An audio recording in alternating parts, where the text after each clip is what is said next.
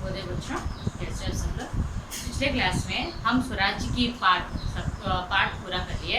आज हम उस पाठ में आए हुए प्रश्न और जवाब देखेंगे।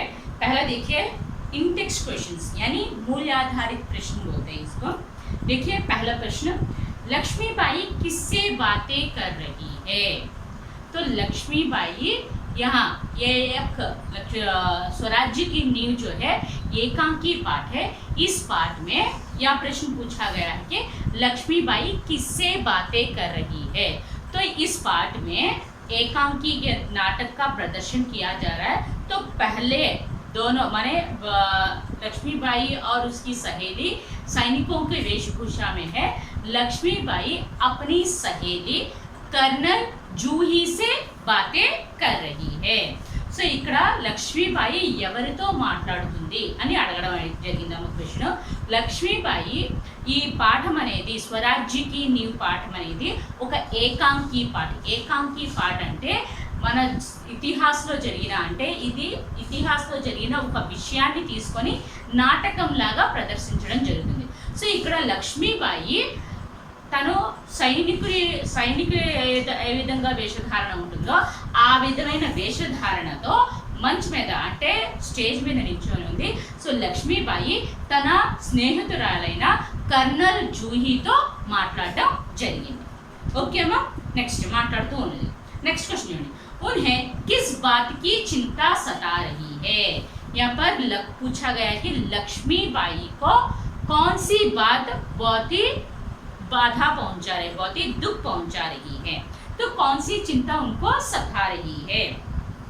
लक्ष्मीबाई को इस चिंता माने लक्ष्मीबाई को इस बात की बहुत चिंता हो रही है कि उनके पास झांसी, कालपी, ग्वालियर माने झांसी राज्य, कालपी और ग्वालियर ये सारे राज्य उनके हैं.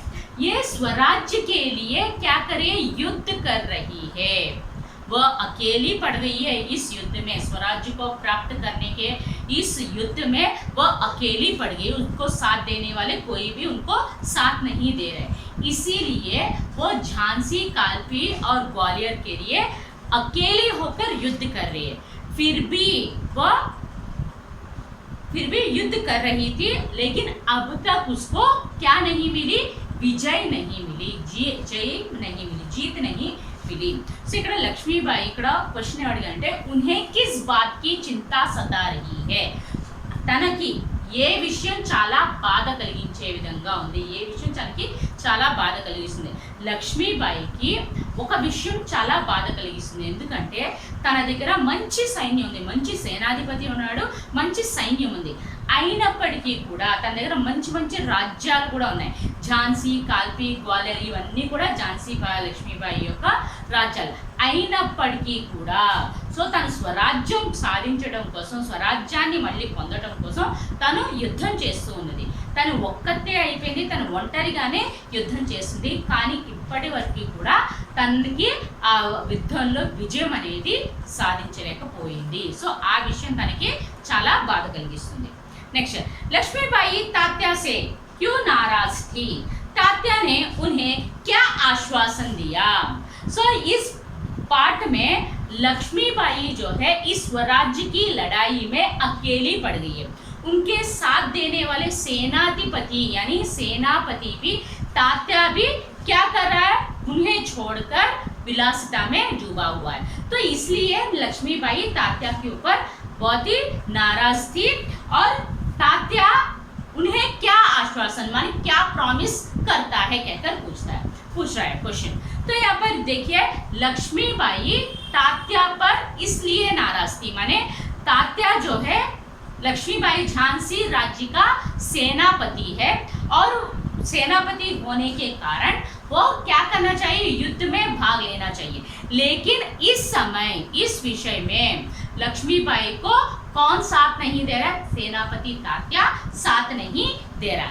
वो समझ रही है कि लक्ष्मीबाई समझ रही है कि तात्या राव साहब से मिलकर वो क्या कर रहा है, विलासिता में डूबा हुआ है.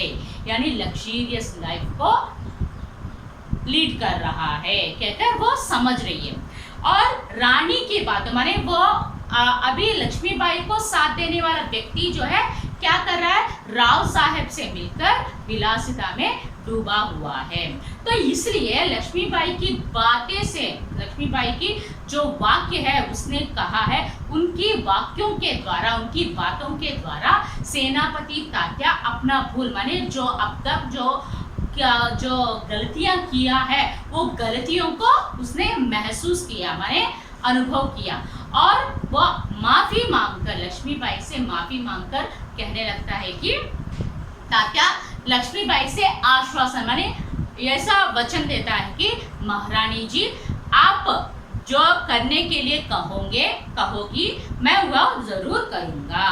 तो और इस का आश्वासन देता है कि वह देशभक्तों की आवश्यकता को पूरा करने के लिए देशभक्त होकर युद्ध में भाग लेता है। तो लक्ष्मीबाई से सेनापति तात्या यह वचन देता है कि इस समय हमारे देश को देशभक्तों की माने जो व्यक्ति जो है अपने देश के लिए प्राण अर्पण करने के लिए जो व्यक्तियां तैयार है, वो व्यक्ति वैसे देशभक्तों की आवश्यकता को पूरा करने के लिए, वो आवश्यकता को दूर करने के लिए मैं आपके सामने आया हूँ। मैं ज़रूर इस लड़ाई में, इस स्वराज्य की लड़ाई में मैं भाग लूँगा और युद्ध करूँगा और अपने प्राणों को भी घाव पर रखकर मैं लड़ाई करूँगा।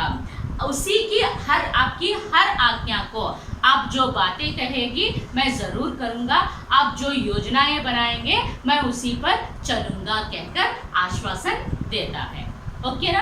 సో ఇక్కడ లక్ష్మీబాయి తాత్య పట్ల ఎందుకు కోపంగా ఉంది, తాత్య లక్ష్మీబాయి ఏమని ప్రామిస్ చేస్తాడు. సో లక్ష్మీబాయి ఇప్పుడున్న పరిస్థితుల్లో తను స్వరాజ్యం కోసం పోరాడుతుంది. సో స్వరాజ్యం కోసం పోరాడుతున్నప్పుడు ఆ యుద్ధానికి కావాల్సిన సైన్యము ఇంకా సేనాధిపతి మాత్రం కూడా ఏం చేస్తారు, ఆ విషయాన్ని, స్వరాజ్యాన్ని పొందాలి, యుద్ధం చేయాలి అన్న విషయాన్ని మర్చిపోయి సేనాపతి తాత్య రావ్ సాహెబ్తో కలిసి విలాసితలో మునిగి ఉన్నాడు, అంటే లగ్జూరియస్ లైఫ్లో స్పెండ్ చేస్తున్నాడు. ఈ విషయాన్ని తెలుసుకున్న లక్ష్మీబాయి తన మాటలతో, తన ఇన్స్పిరేషన్ యొక్క వర్డ్స్తో తాత్యాన్ని మార్చి తాత్యాలో తన చేసిన తప్పుని తను తెలుసుకునే విధంగా, పశ్చాత్తాపడే విధంగా తనని ఇన్స్పైర్ చేసింది. సో ఆ ఇన్స్పిరేషనల్ వర్డ్స్తో సేనాపతి తాత్య లక్ష్మీబాయికి ఏమని ప్రామిస్ చేస్తాడంటే, మీరు ఏం చెప్తారో, మీరు ఏమి చేయమని చెప్తారో నేను అది చేస్తాను. సో ఇప్పుడు మన దేశానికి దేశభక్తుల యొక్క అవసరం ఉంది కాబట్టి ఆ అవసరాన్ని, ఆ దేశభక్తిగా నేను నా మనసులో దేశభక్తిని నింపుకొని నా దేశం కోసం, మన స్వరాజ్యాన్ని మళ్ళీ పొందడం కోసం నేను యుద్ధంలో పాల్గొంటాను, యుద్ధాన్ని చేస్తాను, నా ప్రాణాలు పణంగా పెట్టైనా సరే యుద్ధం చేస్తాను అని చెప్పి, మీరు ఏ పని అయితే చేయమని చెప్తారో ఆ పనిని నేను కంపల్సరీగా చేస్తాను, మీరు ఏ ప్లాన్స్ అయితే అమలుపరుస్తారో నేను ఆ ప్లాన్స్ మీద కంపల్సరీగా నడుస్తాను అని లక్ష్మీబాయికి తన్ని ప్రామిస్ చేయడం జరిగింది. नेक्स्ट क्वेश्चन, लक्ष्मीबाई साहसी नारी थी, उदाहरण के द्वारा सिद्ध कीजिए. लक्ष्मीबाई एक साहसी यानी एक वीर नारी थी, उदाहरण के द्वारा बताइए कहकर बताया. तो लक्ष्मीबाई जो है, हम ये विषय प्रवेश में ही जान चुके हैं कि अबला हमेशा हमारी खूब लड़ी मर्दानी व तो झांसी वाली रानी थी. तो इससे लक्ष्मीबाई की वीरता का प्रकट होता है. सो लक्ष्मीबाई एक स्त्री होते हुए भी एक वीर नारी की तरह, एक पुरुष की तरह स्वराज्य को पाने के लिए अंग्रेजियों के साथ लड़ाई करना शुरू किया. तो वो एक बहुत ही साहसी नारी थी. वह झांसी, कालपी, ग्वालियर राज्यों को फिर से प्राप्त, अंग्रेजों के हस्तगत में चले गए, वो फिर से प्राप्त करने के लिए युद्ध कर रही है. तो वो महिला सैनिकों को, माने उसके साथ कुछ उसकी सहेलियां हैं, उन सहेलियों को भी सैनिकों की तरह बदलकर महिला सैनिकों को इकट्ठा करके, माने जमा करके आज़ादी के लिए, माने स्वतंत्रता के लिए लड़ाई शुरू की है. तो तो ने माने लक्ष्मीबाई अपने बातों से, अपने जागरूक बातों से तात्या में भी बदलाव लेकर आए और तात्या को यह समझाया कि नूपुरों के झनकार के स्थान पर माने पायल के झनकार, पायलों की आवाज अभी तात्या जो है वो मदहोशी को से दूर करना है। वो कौन सी मदहोशी में? विलासिता का मदहोशी में है। तो उस विलासिता को, मदहोशी को दूर करने के लिए अपने इंस्पिरेशन, अपने मोटिवेशनल वर्ड्स से तात्या को नूपुरों के झनकार के स्थान पर, नूपुर यानी पायल के आवाजों के स्थान पर क्या सुनना चाहती? तोपों का गर्जन सुनना चाहती थी। माने जो बॉम्ब्स से जो अंग्रेजों को लड़ाई में जिन अस्त्र शस्त्रों के या फिरंगियों का फोड़ने का ये है, वो सब सुनना चाहती है। तो वो रणभूमि में लक्ष्मीबाई युद्ध भूमि में अपने प्राण लगाकर फाइट करना चाहती है। इसीलिए हम कह सकते हैं कि लक्ष्मीबाई एक वीर और साहसी नारी थी। సో లక్ష్మీబాయి సాహసి అంటే ధైర్యం కలిగిన ఒక నారి, ఒక స్త్రీ. సో ఇది ఉదాహరణ ద్వారా చెప్పండి అన్నారు. సో లక్ష్మీబాయి నిజంగానే ఒక సాహసం కలిగిన నారి. సో మనం విషయ ప్రవేశంలో ఏం చదువుకున్నాము? హూబ్ లడి మర్దానీ వాతో ఝాన్సీ వాలి రాణి థీ అని చదువుకున్నాం. అంటే ఇక్కడ సుభద్ర కుమారి చౌహాన్ గారు రాసిన ఆ పంక్తి ఏంటంటే, సో ఒక పురుషుడు లాగా ఒక స్త్రీ అయినప్పటికీ కూడా ఏ పరిస్థితుల్లో కూడా వెనుతిరగకుండా ఒక పురుషుడు ఎంత ధైర్యంగా, ఎంత వీరత్వంతో పోరాడతాడో తను కూడా అంత వీరత్వంతో పూప్లడి మర్దాని ఒక పురుషుడు లాగా తను ఫైట్ చేయడం స్టార్ట్ చేసింది. సో దీని ద్వారా తన వీరత్వం అనేది మన ముందు కనిపించింది. సో అందుకని తను ఒక వీర నారి అని కూడా చెప్పచ్చు. సో తను తన వాళ్ళ యొక్క రూల్స్, డల్హౌసీ పెట్టిన రూల్స్ ప్రకారము ఝాన్సీ, కాల్పీ, గ్వాలియర్, సో ఈ 3 రాజ్యాన్ని వాళ్ళు వాళ్ళ అండర్టేకింగ్లో పెట్టుకున్నారు. సో తను తన రాజ్యాన్ని మళ్ళీ అంగ్రేజుల చేతి నుంచి లాక్కోవాలి, నేను నా రాజ్యాన్ని ఎవ్వరికి ఇవ్వను, నేను రాజ్యాన్ని నేనే పరిపాలించుకుంటాను అన్న ఉద్దేశంతో తను మా రాజ్యాన్ని మళ్ళీ తిరిగి పొందడానికి తను యుద్ధం చేయడం స్టార్ట్ చేసింది. సో తన అంతేకాకుండా తనతో పాటు ఒక మహిళా సైన్యాన్ని కూడా ఒక గ్రూప్ని తయారు చేయడం జరిగింది. అంటే తన ఫ్రెండ్స్ వాళ్ళతో పాటు ఇంకా మహిళా సైన్యాన్ని కూడా తయారు చేయడం జరిగింది. సో ఇవందరికీ సైన్యానికి కంట్రోల్ చేసే సేనాపతి కూడా తను తన మాటని వినకుండా, తను చెప్పి చేతల్లో నడవకుండా, తను విలాసతలో ఉంటే తనతో తన మాటలతో, తన ఇన్స్పైరింగ్ వర్డ్స్తో తనలో చేంజ్ తీసుకొచ్చి తను ఏం చెప్పిందంటే, అప్ని బాతోं से తన మాటల వల్ల తన తాత్యాలో మార్పుని తీసుకొచ్చింది. తను తాత్యా నుండి ఏం కోరుకుంటుందంటే, ఇప్పుడు నువ్వు పాయల్కి ఝంకార్ అంటే గజ్జల సవ్వడి బదులుగా ఫిరంగుల యొక్క చప్పుడుని వినాలనుకుంటుంది. సో అందుకనే ఇక్కడ లక్ష్మీబాయి తాత్య యొక్క మోటివేషనల్ వర్డ్స్, ఇన్స్పైరింగ్ వర్డ్స్తో తనలో చేంజ్ తీసుకొచ్చి తన నుండి ఇప్పుడు నువ్వు గజ్జల సవ్వడి బదులుగా ఫిరంగుల యొక్క చప్పుడు నేను నీ నుండి వినాలని అనుకుంటున్నాను అని చెప్పి తన యుద్ధ భూమిలో తన రాజ్యాన్ని తిరిగి పొందడం కోసం యుద్ధ భూమిలో ఫైట్ చేసింది. సో తన ప్రాణాలు కూడా పణంగా పెట్టి ఫైట్ చేయడానికి రెడీ అయ్యింది. సో అందుకని మనం ఏం చెప్పగలమంటే లక్ష్మీబాయి ఒక వీర నారి, ఇంకా సాహసి నారి అని కూడా చెప్పవచ్చు. ఓకేమా, అర్థమైందా? ఇది నెక్స్ట్ క్వశ్చన్ చూడండి. దీంతో మూల్యాధారిత ప్రశ్న కంప్లీట్ అయినాయి అమ్మా. నెక్స్ట్ క్వశ్చన్ చూడండి. अर्धग्राह्यता प्रतिक्रिया. मार्ग में हिमालय अड़ने, डरावनी लहर के थपेड़े मारने, नाविकों के सो जाने से क्या अभिप्राय है? सो मार्ग में हिमालय अड़ने माने हम जाते हुए राह में, माने लक्ष्य की राह में जाते समय हमें कई समस्याएं सामने होते हैं. अगर उस समस्याओं को पार करके आगे निकल गए तो डरावनी लहरें माने बहुत ही भयंकर लहरें ऊंचे उड़कर बड़ी बड़ी समस्याएं सामने होते हैं. तो उनको भी पार करके उनके भी पार करके आगे निकल गए तो नाविकों को सो जाने का क्या है? सो वीडियो का अर्थ ఏంటి అర్థం. సో इसका अभिप्राय यह है कि झांसी लक्ष्मीबाई ने झांसी, कालपी और ग्वालियर आदि राज्यों को स्वराज्य के लिए अंग्रेजों और रघुनाथ राव से लड़ रही है। अंग्रेजों और रघुनाथ राव से लड़ रही, परंतु मंजिल हर बार पास आकर उसे दूर चला जाए। तो इसका इस प्रश्न का मार्ग में हिमालय अड़ने, डरावनी लहरें थपेड़े मारने और नाविकों को सो जाए, इसका उद्देश्य है कि झांसी लक्ष्मीबाई जो है उसके पास झांसी राज्य, कालपी राज्य और ग्वालियर, ये तीनों राज्य उसके हैं। डलहौसी ने एक नियम लेकर आया, क्या है? जिनके पास स्वयं का पुत्र नहीं है वो अपने राज्यों को अंग्रेजों के हस्तगत करना है। तो इस नियम के अनुसार अंग्रेजों ने उनके राज्यों को उनके हस्तगत में ले लिए। तो लेकिन उसके लिए झांसी लक्ष्मीबाई डटकर मुकाबला कर रही है। मैं अपने झांसी, कालपी, ग्वालियर कभी भी नहीं दूंगी, मैं अपना झांसी को मैं स्वयं पालन करूंगी कहकर वो अंग्रेजों से लड़ाई करना शुरू करे।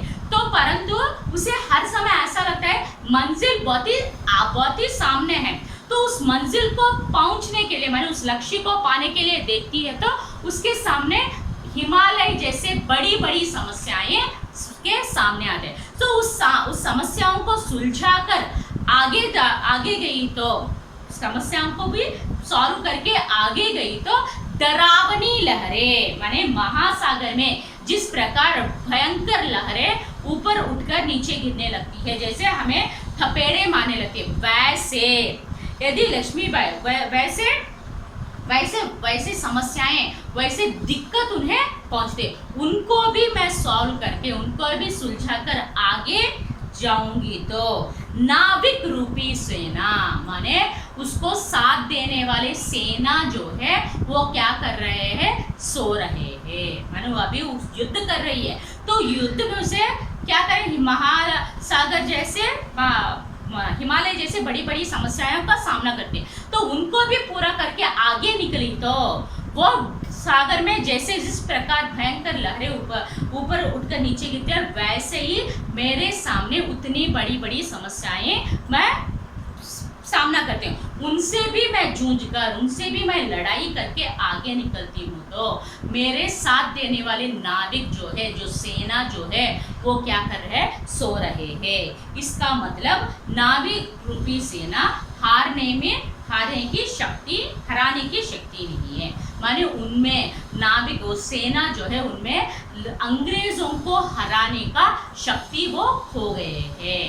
कहकर बताया। సో ఇక్కడ ఏం చెప్పారంటే మార్గ మధ్యంలో హిమాలయాలు అడ్డు రావటము, ఇంకా భయంకరమైన అలలు ఎగిసిపట్టము, నావికులు పడుకోవటం, వీటి యొక్క అర్థం ఏంటి అని అడిగారు. సో దీని యొక్క ఉద్దేశం ఏంటంటే, వీటి అభిప్రాయం ఏంటంటే, మన ఝాన్సీ రాణి లక్ష్మీబాయి, ఝాన్సీ లక్ష్మీబాయి యొక్క రాజ్యాలు ఏంటంటే ఝాన్సీ, కాల్పీ, గ్వాలియర్, ఈ మూడు కూడా ఎవరి రాజ్యాలు?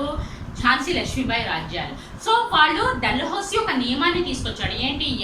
ఎవరికైతే సొంత పుత్రుడు లేడో వాళ్ళు వాళ్ళ రాజ్యాన్ని అంగ్రేజీలకి అప్పగించాలి అని ఒక రూల్ని తీసుకొచ్చాడు. సో తనకి సొంతగా తన పేరు తెంచుకొని పుట్టిన పిల్లవాడు లేడు కాబట్టి తను ఒక దామోదర్ అనే అబ్బాయిని దత్తత తీసుకుంది కాబట్టి, సో తనకి ఆ రూల్ వర్తిస్తుంది అని చెప్పి అంగ్రేజీలు తన రాజ్యాన్ని హస్తగతం చేసుకున్నారు. సో అందుకని లక్ష్మీబాయి, నేను నా రాజ్యాన్ని ఎప్పటికీ ఇవ్వను, నా ప్రాణం పోయినా నా రాజ్యాన్ని ఇవ్వను, నేను నా స్వయం పాలన చేసుకుంటాను అని చెప్పి అంగ్రేజీల వాళ్ళతో ఫైట్ చేయడం స్టార్ట్ చేసింది. సో ఆ ఫైట్ చేస్తున్నప్పుడు తనకి ప్రతిసారి ఏమనిపిస్తుందంటే,